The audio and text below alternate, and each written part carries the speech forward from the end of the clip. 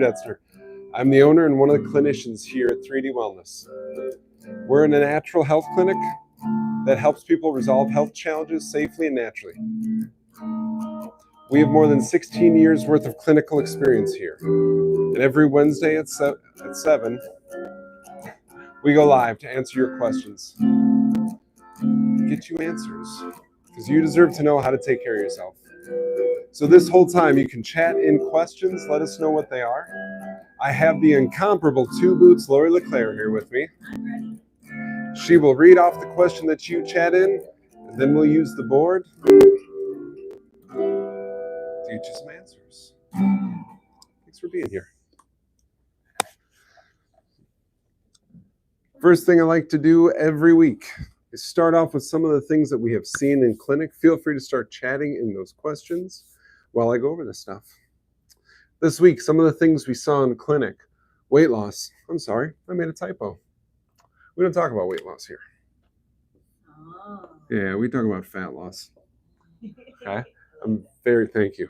I'm very particular about that because too often programs geared towards weight loss cost us bone density and muscle mass and even hydration. So when we are talking to somebody, they come in here and they say, Drew, I want to lose weight. I say, okay, I can't help you at all. Can you change your mind and maybe just want to lose fat instead? No, what a funny guy. But the idea is I don't want your body to lose important stuff like the minerals inside your bones and the amount of muscle tissue that you have worked to grow. I don't want it to just go away. And I always want you to stay hydrated. So I don't just want you losing water weight because that can ebb and flow. That can really fluctuate. I want you to lose fat. So this week we're talking about fat, and the hair tissue mineral analysis is always a really big part of that for us. When we know the levels of those minerals in your tissues, it is so much easier to help you have a healthy metabolism and a body that uses fat for fuel. Next thing, headaches. Whenever we work on headaches, I always like to make sure we are asking what part of the head is aching. Is it in your forehead? Is it behind your eyes? Is it the base of your skull, the top of your head? Maybe it feels like a band going around your head. The way we help the body deal with headaches varies depending upon which part of your head is actually aching. And then pain. This is a similar thing to headaches. We saw a couple of different types of pain this week in clinic. And when I talk about pain with people, I like to get really specific. Is it a muscle pain? Is it joints? Is it nerve pain? Or is it vascular? Is it your blood vessels? I've seen all of those different areas be the cause of pain for people. How we support those areas is 4 very distinct ways. So just like the headaches, I want to know what kind of pain you're dealing with. So when we know that, we can be way more effective at helping you deal with the pain. And then sleep. Oh man, this came up 2 times. Sometimes people have trouble sleeping because their body is restless. So for a lot of people, maybe they have RLS, restless leg syndrome. At night, it feels like their legs just have to move. That would be an example of body issues. Some people, it's the mind. It's the fast thoughts.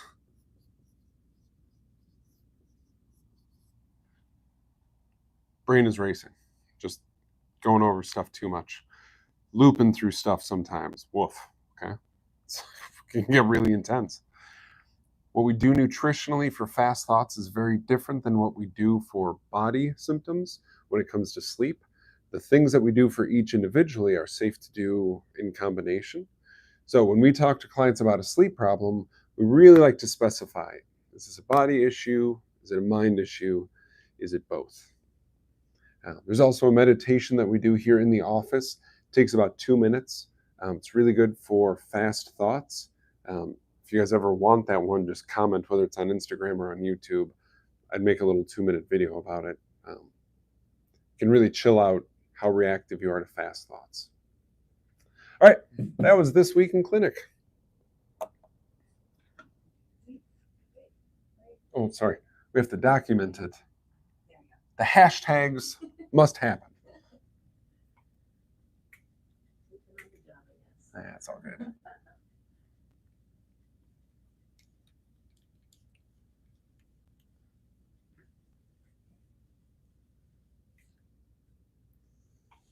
All right, did any questions roll in? I do not see any questions rolling in just yet. Okay.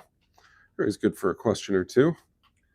One of my questions this week has to do with hunger sensations. Ooh.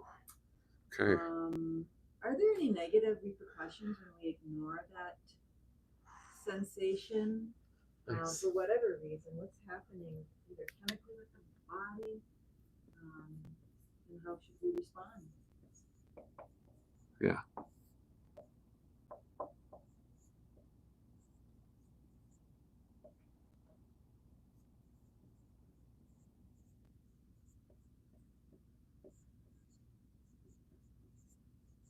right, so you're asking, do we ignore it? Do we respond to it? And then how would we respond to it? And then you also want to know chemically what's happening. All right, we're going to talk chemically first because that one I think is a little bit more fascinating. A hunger signal can come into the body because of a caloric need.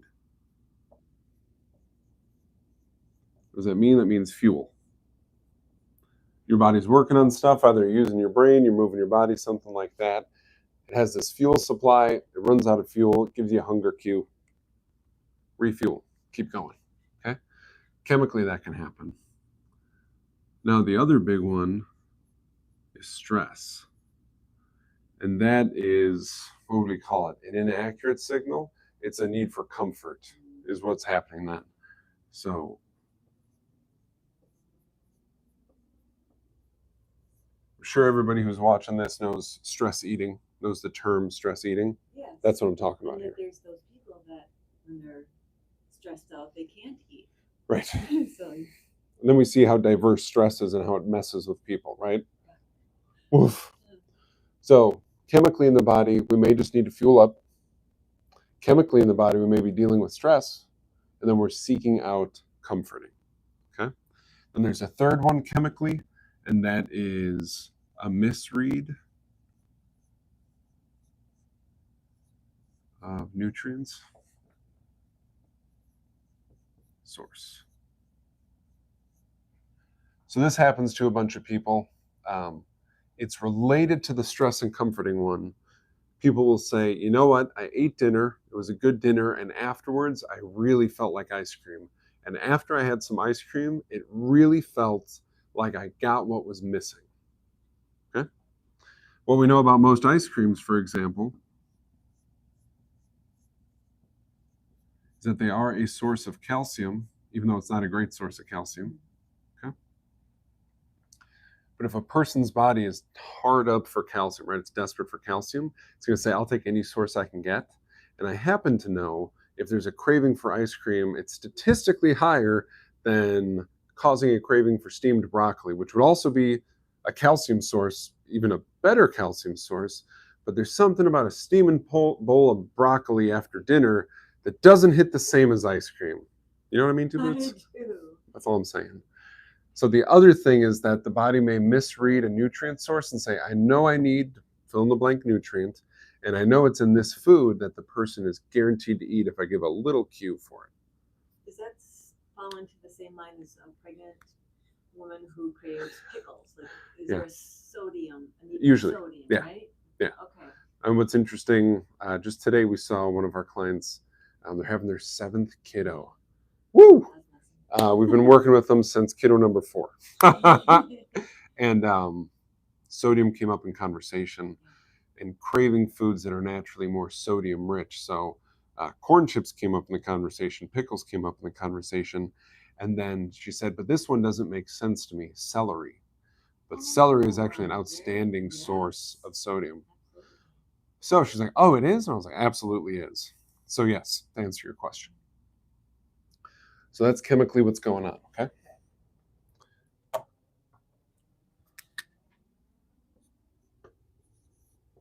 Now, if we ignore, it may cause adrenal stress.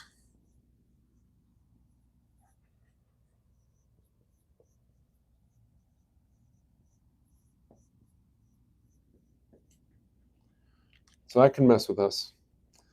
If in fact our body needs fuel for something, And that is why we're getting that cue, and we ignore it. That's the situation that may cause the adrenal stress. The body had a legitimate need for fuel, and fuel was not provided. The body switched over and decided to handle the situation without fuel, which usually means asking the adrenals to kind of rev you up. Okay?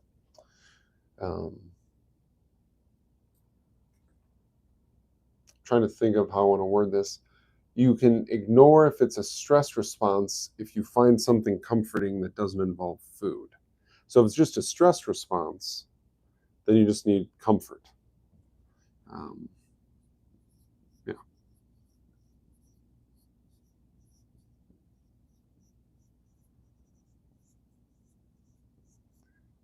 Over the years, clients have told me a lot of different ways that they find comfort. One that I heard recently was there is an album of photos on their phone that makes them smile and happy.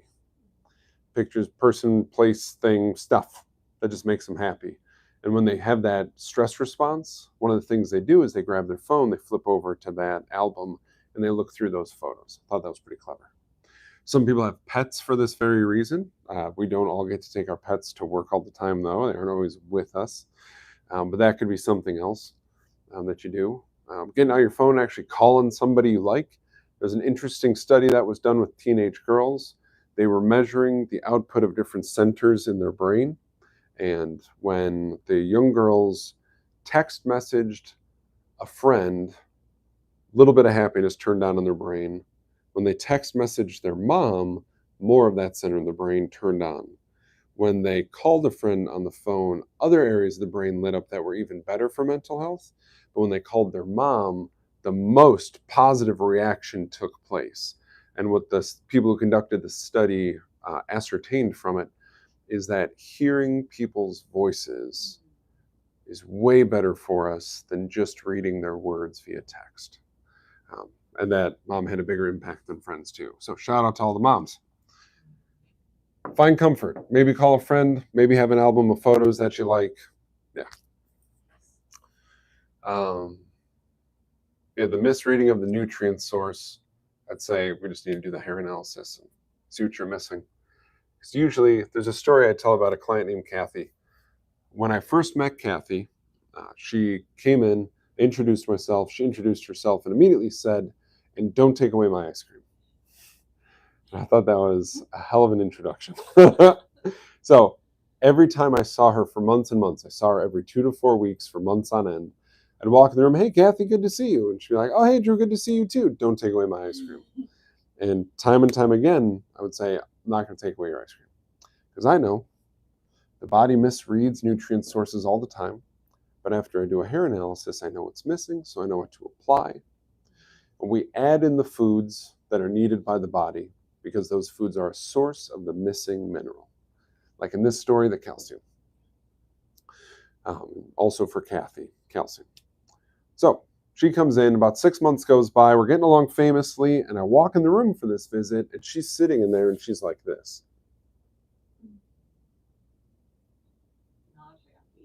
I'm like, "Yo, did I forget to email Kathy?" And I said I would. Did I promise her a handout and I didn't give it to her? Like, what did I futz up? And my brain's going real quick. Like, no, I'm good. No. I did everything I said I would do for Kathy. I'm like, "Hey, Kathy, good to see you." And she fires back with, "I don't know what kind of funny business you're running here." And I was like, whoa. She's like, "And what kind of tricks you're pulling?" But I was at the grocery store the other day and I noticed 2 things. I was like, "All right, Kathy, what were they?" She's like, "I looked down at the conveyor belt at the checkout. There was no ice cream in my shopping cart." I was like, "Okay." And then she said, "The second thing I realized was it's been 3 days since I've had any ice cream." Now, here's the important thing to know about Kathy. The reason she always said, "Don't take away my ice cream," is because she had half a container of Ben & Jerry's every night. Every night. In case you're wondering, she rotated through flavors. So for her to be at the grocery store and look down at the conveyor belt and see none, and then realize it had been days since she had ice cream, was this huge change. So she was like, "I don't know what kind of funny business you're running here, but how'd you get me to stop eating ice cream?" And I was like, "I never told you to stop eating ice cream." She's like, "I know, that's the weird part." It's the source of the nutrient. She thought she was getting what she needed from it. She wasn't getting enough of it, because if it had been working, she had been doing that for years. It would have fixed the calcium deficiency by then. It had adequate time to do that. Okay. Now respond. This is a good one.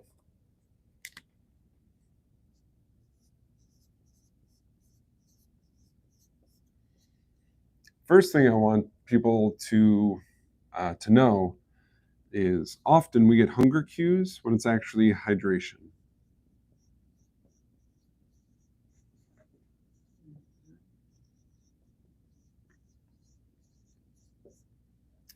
If you ate a breakfast that had adequate protein, reasonable amount of carbohydrates and fat, and it's just an hour or two afterwards and you're feeling hunger, it's very unlikely that that meal that you ate with good protein and reasonable amounts of other macronutrients, that meal would be burned off already. Now, if you went for a long run during that time, you did some very intense mental work, then it's a possibility. But if it was just kind of like a normal day for you, consider that you're actually just thirsty, not hungry. So the thing that I have people do to respond in terms of the how, the first thing is 4 to 8 ounces of water.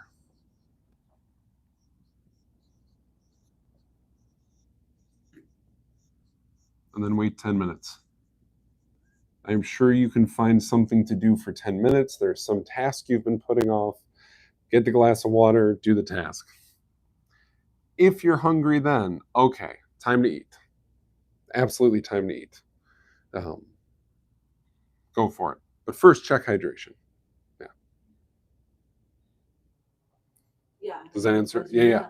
How would, if you're doing intermittent fasting, how would this formula apply during peaks, during the morning, so you're not going to eat till noon, right? Yeah. And you get maybe some hunger there. Yeah. So if we're doing some intermittent fasting, so a period of our day where we don't eat, it's usually between 14 and 20 hours of the day, where people just avoid food. I think hydration is really critical. And I think hydration is critical not just for the sake of staying hydrated, but because it keeps your digestive tract somewhat engaged. So your digestive tract feels like it's working on something. It's obviously not as intense as a meal, but instead of it just sitting around being bored all day, you give it a little something to do. Yeah. Does that make sense? Yeah. Yeah. My concern with intermittent fasting with all of my clients is the proclivity, the high likelihood that it will cause adrenal stress. So when I look at their hair analysis, that's another indicator for me. Hey, is this person's adrenal glands, are they set up to actually tolerate fasting? And if so, how long of a fast, how often should we fast? All those details come from the hair analysis, so that we don't cause a new problem trying to fix the first problem. Yeah. To answer your question? Yeah, thank you. Outstanding. You're welcome.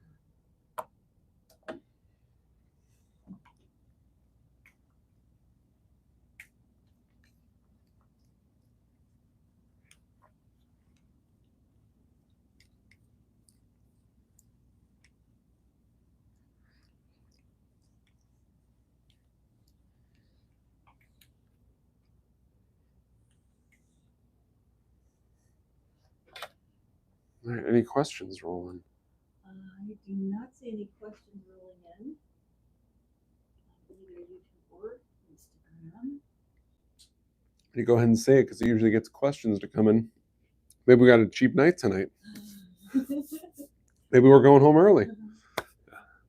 Any other questions that you have that have come up? Well, since you've mentioned it a couple times, I think we talk about it at least once during every live stream. Yeah. But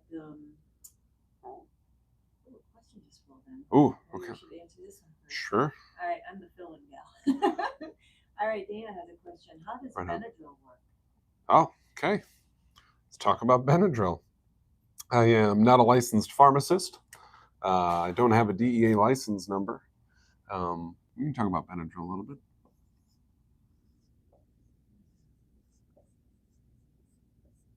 All right, so Benadryl is what's known as an antihistamine.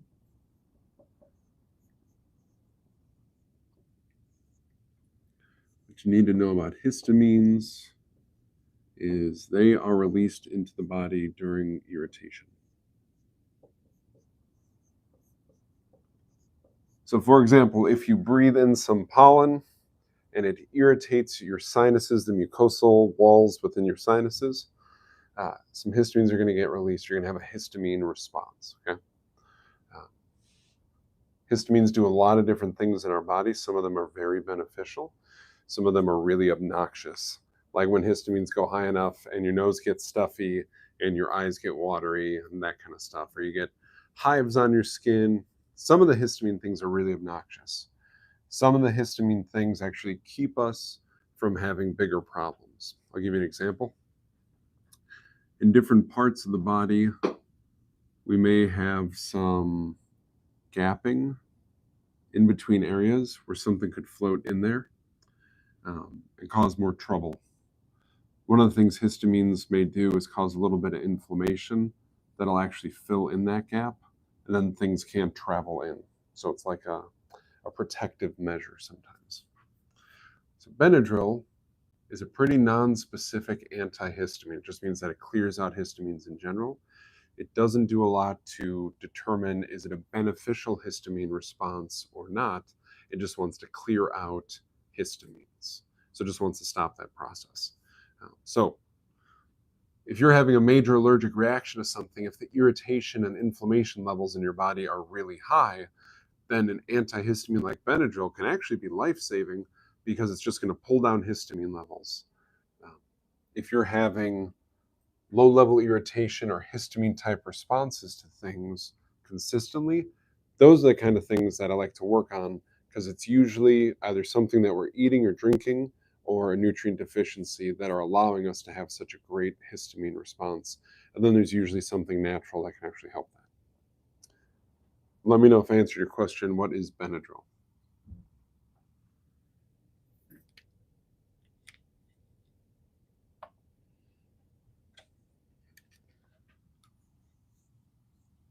I should keep that up. I'm sorry.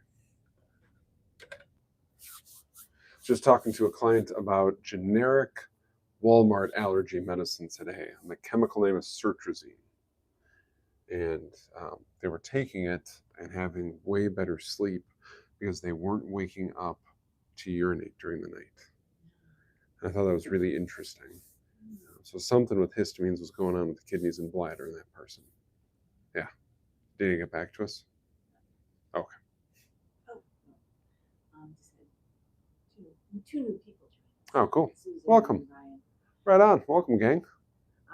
So since no other questions rolled in, you want me to go back to what I was going to say? We talk about the hair tissue analysis a lot. Yeah. Almost every time we do this, and so maybe explain,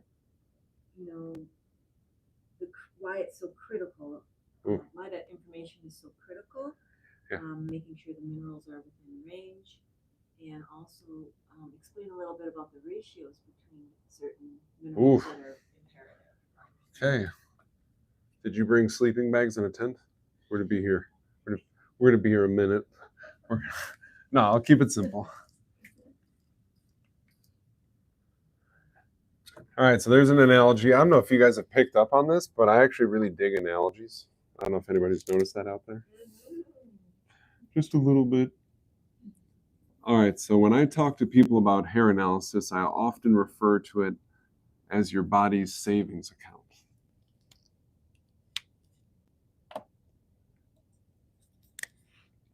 And I say when you do blood work, it's like checking your checking account, your debit card. You kids out there today with your debit cards and your PIN numbers. I'm joking. Okay. Hair analysis is like savings. The things that show up, the levels that are measured, are not what your body uses for day-to-day needs.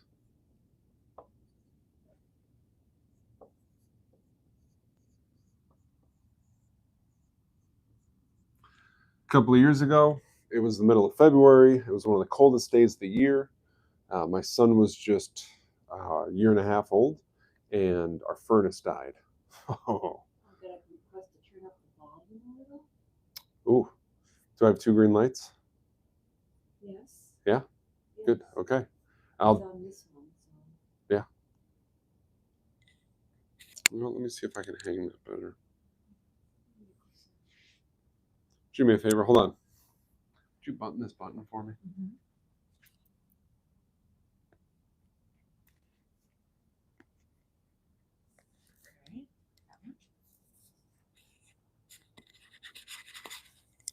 I think the diaphragm, the part that catches the sound, was pointing into my chest because the shirt flap. Okay. The shirt was flapping. So tell me if this is better. As I cough into it. Okay. Back to where I was. Hair analysis is like your savings account. A couple of years ago when my furnace died in the middle of February on one of the coldest days of the year, I had to have a furnace replaced right away. I could not wait with an 18-month-old inside the house to see if it was going to stay warm in the house or not, okay? So immediately I went to my savings account. That's what it's there for.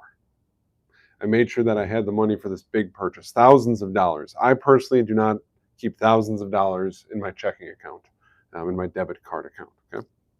The big deal stuff in life, like a furnace, going out in winter, is what we are looking at with the hair analysis.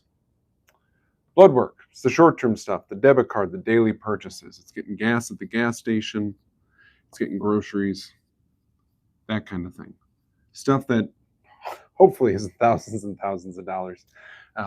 Day-to-day stuff, basic stuff. So what's better, blood work or hair analysis? Neither. It isn't a competition. They're measuring different things. Hair analysis tells us about some big picture things going on in the body. Blood work gives us information about short-term, smaller projects. If I have a sudden reaction to something, I don't want a hair analysis. I want blood work right away.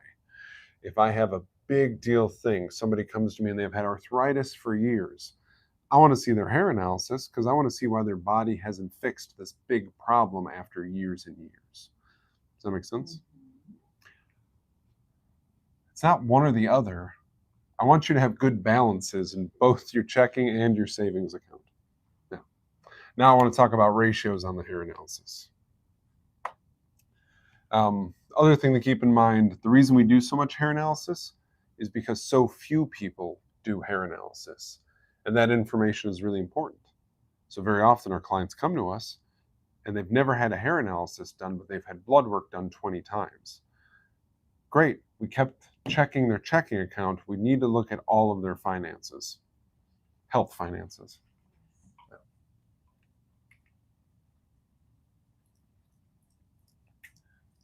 When clients start feeling better, they'll say stuff like, oh, this is like magic.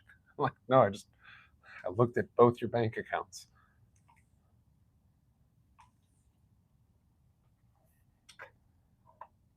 All right. Hair tissue mineral analysis ratios. These are really cool. I'll start with one of the easiest ones. One of the first ones that they measure all the time is the NAK ratio, which means the sodium to potassium ratio.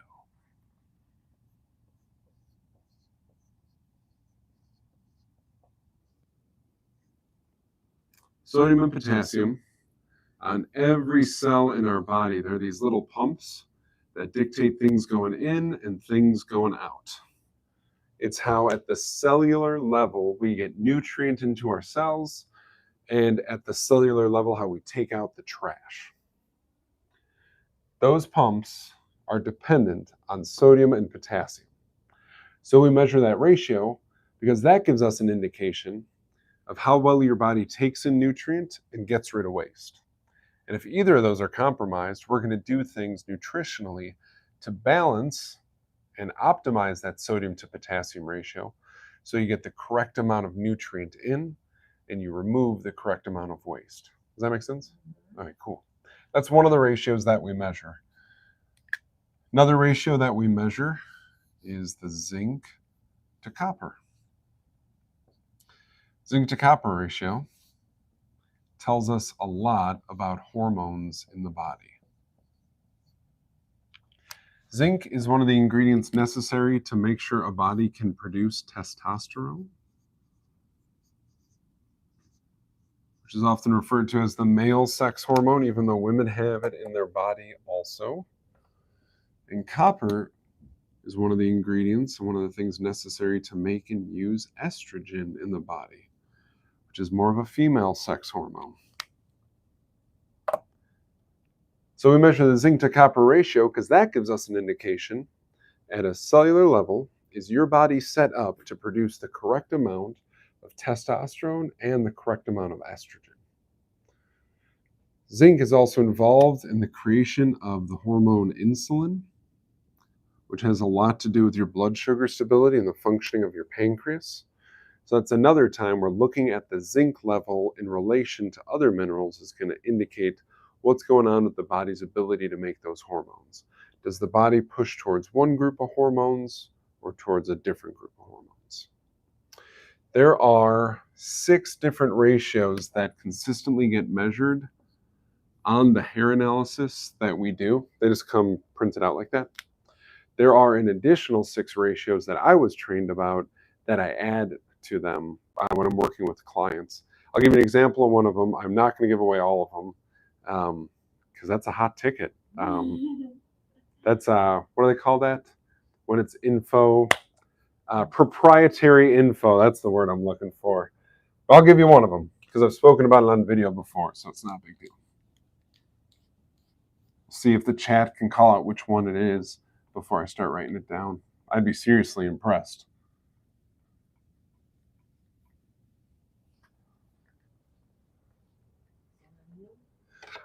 Yeah, selenium's involved. Now, was that YouTube Boots or was that chat? Okay. Well, she's been here for like, this is the 112th time we've done this. You've been here for like 110 of them? No, I've been here for 111. Okay, 111. Turns out she's also been paying attention, not just sitting there reading People magazine, going like, oh, Kate Winslet looks good. All right. The thyroid ratio on the hair analysis. From the hair tissue mineral analysis laboratory, they have a thyroid ratio. And for them, they say it is the balance of calcium to potassium. All my clients watching this video right now, go ahead and grab your hair analysis booklet real quick. Flip it open to the page with the chart on it. Bottom quarter of the page is the hair analysis ratios. The first one listed out of the 6 listed is the calcium to potassium ratio. A perfect ratio is a value of 4. What does that mean? For every 4 pieces of calcium inside your body, there should be 1 piece of potassium. Please keep it that simple in your brain. If your body is going to have calcium and potassium, if calcium is red bricks, you should have 4 red bricks, and potassium's a blue brick for every 1 blue brick. That should be the ratio. That is a balanced ratio of calcium to potassium. I think that's really good. I don't think it's enough.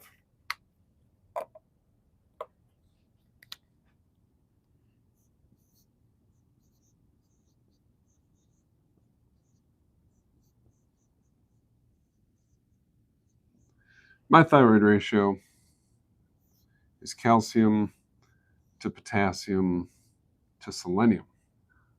Okay. I am in full agreement that calcium and potassium are critical to know for thyroid function. The reason selenium comes in also is because one of the hormones our thyroid makes, one of the chemicals, and it's a good chemical, not all chemicals are bad, this one's good. The body makes it, and it goes to the liver, where your liver turns it into a more potent version of itself. It's like that hormone got made and went to the liver, and the liver was like a boot camp of sorts. It leans up and gets stronger and comes back better kind of thing. Selenium is involved in that conversion of that hormone. So when I'm looking at all things thyroid, I want to know what the thyroid is doing, but I also want to see the potential of the thyroid downriver. I'm following the thyroid's product, that chemical, one step further to where it actually gets changed and becomes more potent. That's a big part of my philosophy here. I want to fix the problem that's right in front of us and forecast for the next stuff. I want to look at what's likely to come next and put things in place to handle that. And what usually happens is they never come to fruition. Now, we could argue maybe they were never going to happen. You're absolutely right. But there was a chance that they were going to happen. So I'm really glad that we handled them. so that they didn't happen. So the ratios are really important because they get more specific about what part of the body, about the functioning of different parts of the body. The hair analysis lab gives you 6 of them. I have a set of 6 additional ones that I measure. And my thyroid ratio is the calcium and potassium and the balance of the selenium. Did that answer your question? It sure did. Beautiful.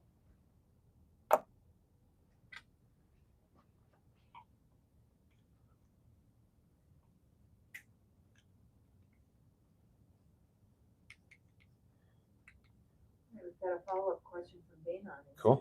Yeah. Question is diphenhydramine HCl. Active ingredient, yeah. Yeah, in the Benadryl, the active ingredient, and is labeled as an antihistamine. Right. But this ingredient is also listed in Tylenol PM as a sleep aid. Do you know how they're different? They're not different. The action of that, I'm not going to say it right, the Benadryl active ingredient causes drowsiness. That's one of the side effects of it. Yeah. So it's put into Tylenol PM because they know it makes you drowsy, and it's supposed to be non-habit forming compared to if you took something more in the realm of like sleeping pills that has the potential to become habit forming. So they use something that won't be habit forming. Why do they want to make you drowsy with an allergic reaction to something? They don't want to. It's a side effect. It's an undesirable outcome from the drug. The drug will lower histamines, but in the meanwhile, you have trouble driving a car. Yeah, cool. My histamines are fixed. I can't drive a car. Yeah. That makes sense? That's why we use a lot of Antranex. Let me go over that real quick.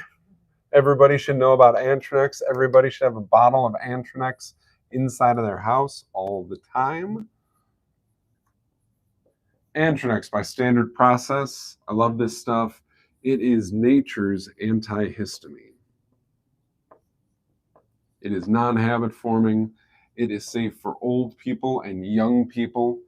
It does a lot of loving for our liver, and our liver works so hard all the time. Our liver always deserves some love. And it's also incredible for your sinuses. It's something that I like to take Antranex before I mow the lawn, before we do a campfire. On the days when the air quality is totally shot, I take a bunch of Antranex when I wake up in the morning. It has a very slight influence on the way our body regulates blood pressure. So for some of my clients who feel when their blood pressure goes up, they feel it in their face, Antranex is actually a wonderful thing that they can take, and we can measure blood pressure before and after taking it. And in about 20 minutes, we'll see that blood pressure can go down 5 to 10 points. That's pretty awesome because that's really fast. But again, if you have a blood pressure issue, make sure you're working with a licensed professional to help you resolve that. Antranex, antihistamine, totally wonderful, not drowsy. Should be in everybody's medicine cabinet. And then Dana has another follow-up question. Yeah. Does that mean that you're getting antihistamine effects with Tylenol PM?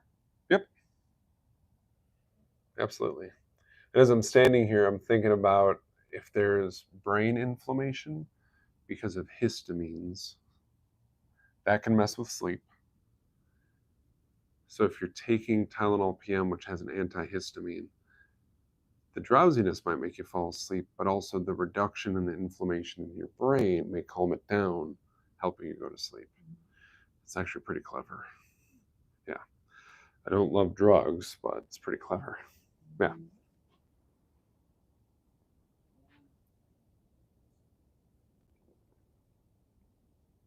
What's the downside of doing something like Tylenol PM on a regular basis? That's a good question. One of my concerns with a lot of different pharmaceutical compounds is that they don't teach the body anything. They do something for the body, which in times of emergency is incredible. We live in an incredible time to have all these drugs available to us. I still don't love them, okay? I like to avoid them as much as possible. That's what. So it's, yeah. So the Tylenol PM taken on a regular basis is going to Oh, sorry. So specific to Tylenol PM, my concern would be the body's ability to regulate histamines on its own. Because if something's always showing up and doing it for it, it's unlikely to maintain the mechanism that does that. Well, every night at about 10 p.m., magically all the histamine levels start to drop. So don't worry, let them climb all day. Don't worry, 10 p.m. we'll start dropping because that's when we're taking the Tylenol PM. And then the acetaminophen that's in Tylenol PM, that is something that blocks nerve signals. It's not so much of an anti-inflammatory compared to something like ibuprofen. It's more about blocking signals. My concern is that we know that acetaminophen is really tough on the liver. So I really dislike the idea of ingesting something that we know is tough on the liver on a regular basis. Okay.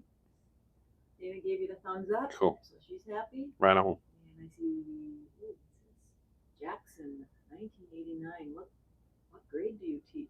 What grade do I teach? Yeah, all grades, yeah. All grades. Youngest client I've taught something to was a babe, right? I was like 18 months old. And then the oldest client I've ever worked with was Lydia. Do you remember Lydia? Oh, yeah. 96 when I stopped working with her. Yeah, pretty cool. Yeah, I don't teach any specific grade. Good question, though. Any other questions roll in? All right, I want to go over the workshops for August that we're having in addition to our Wednesday weekly workshops.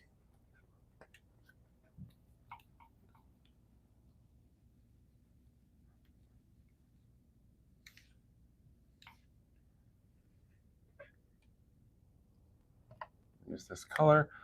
All right, the second Saturday. Two Boots, do you have the date on that? For August? Yeah. It would be August 9th. All right, the second Saturday of the month. I like alliteration a lot. The second Saturday is a simple supplement strategy workshop. That's the women's health workshop, right? Yes.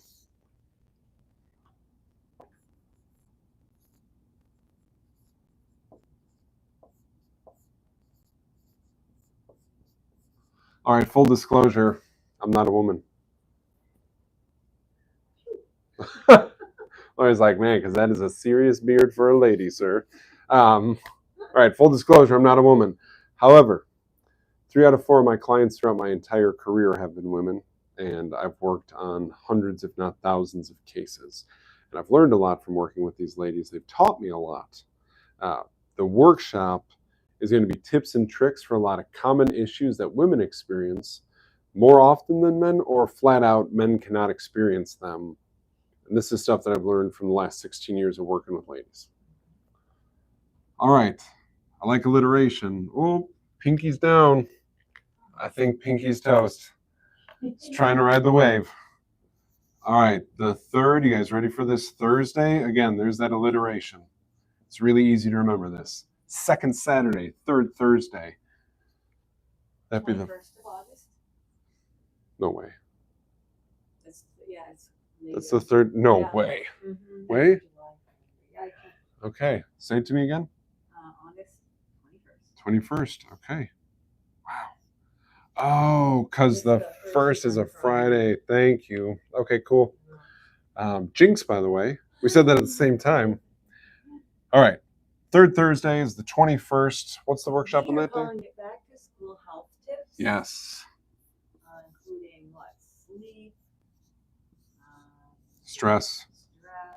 Immune health. Yeah, immune health. Yeah. So making sure that you get some sleep and that your kiddos get some sleep, all ages. There's all sorts of natural things that you can do to help a kiddo sleep, including for like a 3, 4, 5-year-old going to pre-K, excited about kindergarten, all that stuff. There's natural stuff for that.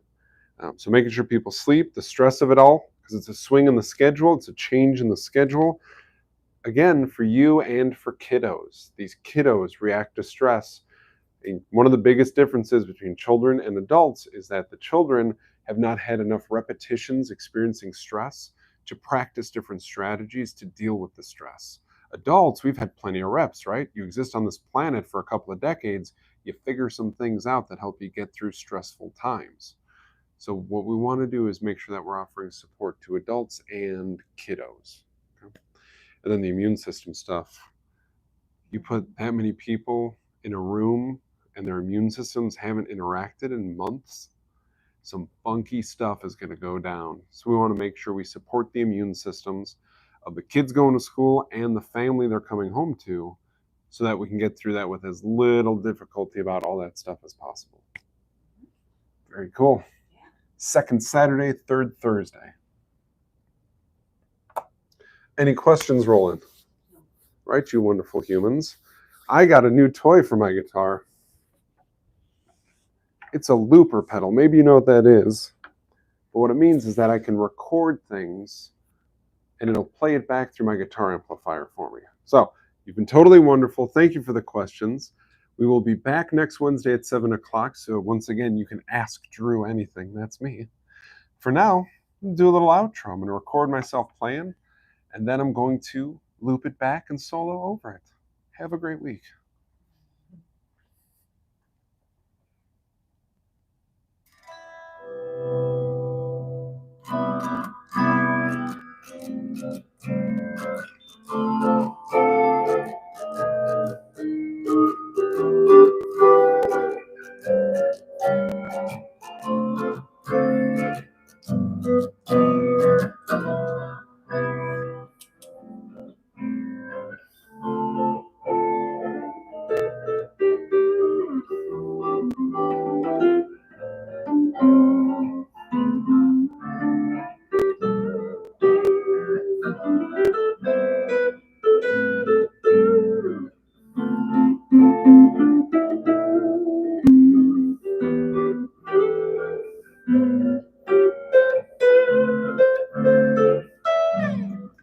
Have a great week.